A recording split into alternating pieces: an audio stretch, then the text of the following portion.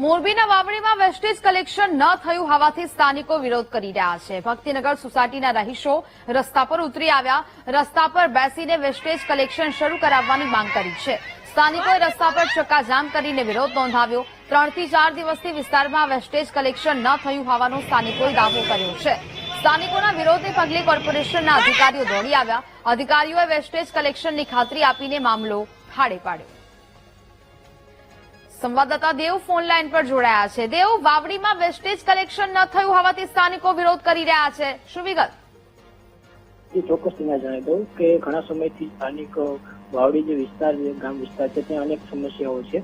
અત્યારે હાલ જે સ્થાનિકો છે તેને જે કચરો છે તેમજ સ્ટ્રીટ લાઇટ છે અને રસ્તા અને જે ઉપજતી ગટરનો પ્રશ્ન છે, ત્યારે કોર્પોરેશનના જે કર્મચારીઓ અને અધિકારીઓ આવ્યા હતા અને સમજાવવા થોડુંક અત્યારે હાલ જે મામલો છે થાળે પાડવામાં આવ્યો છે.